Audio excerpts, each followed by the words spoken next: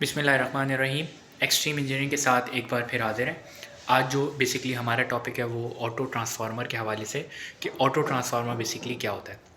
Auto transformer बिल्कुल जो काम कर रहा होता है वो ऑर्डिनरी ट्रांसफार्मर का ही तरह काम कर रहा होता है, बस उसमें फ़र्क ये होता है कि उसमें दो वाइंडिंग की जगह एक ही वाइंडिंग यूज़ हो रही होती है, यानी कि कोर।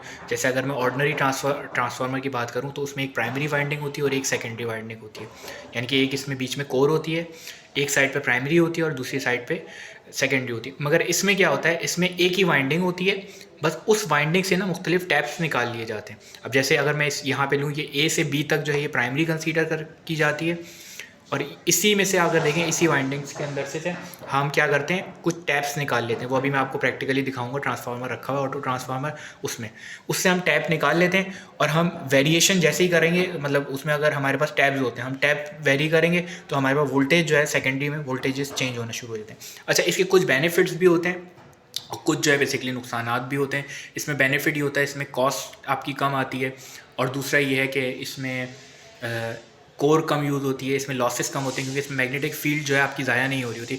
कोर अगर लगी हुई होती है यानी कि प्राइमरी और सेकेंडरी, तो उसमें मैग्नेटिक लीकेज बेसिकली हो रही होती है, मगर इसमें ऐसा नहीं होता। इसमें एक ही वाइंडिंग होती है और ये सेल्फ इंडक्शन के प्रिंसिपल पे काम कर रहा होता है। तो अब हम चलते हैं ज़रा, हमारे पास जो प्रैक्टिकली हमारे पास ऑटो ट्रांसफार्मर है 2.5 kV का हमारे पास ऑटो ट्रांसफार्मर है। इसको मैं ऑन करता हूँ। अब यहाँ पे आप इसके देखें ज़रा, ये वोल्टेजेस आ रहे हैं। अब मैं अगर इसको मूव करूँगा तो ये देखें, ये इसको मैं रोटेट कर रहा हूँ, ये वोल्टेज मतलब टैप्स को चेंज कर रहा हूँ जो मैंने आपको अभी बताया ना। तो इसके देखें टैप्स में वोल्टेजेस चेंज होना शुरू हो गए। ये 0 से 250 तक है। तो अब इसके देखें वोल्टेजेस बढ़ रहे हैं, ये कुछ एरर और कुछ टैप्स की वजह से ना इसमें वोल्टेजेस इंक्रीज़ हो रहे हैं।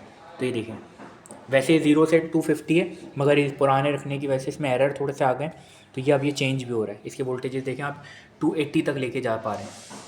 तो बेसिकली इसमें टैप्स होते हैं। ये ऑटो ट्रांसफार्मर का काम कर रहा होता है। इसको मैंने 220 वोल्ट्स की सप्लाई दी है, जो हमारे पास एसी सप्लाई आ रही होती है। उसके बाद इसका आउटपुट यहाँ पे देखिए, ये आउटपुट है और ये वोल्टेजेस में आपको आउटपुट शो हो रहा है। तो ऑटो ट्रांसफार्मर बेसिकली इस तरीके से काम कर रहा होता है। उम्मीद है थोड़ी बहुत नॉलेज में इजाफा होगा। Thank you.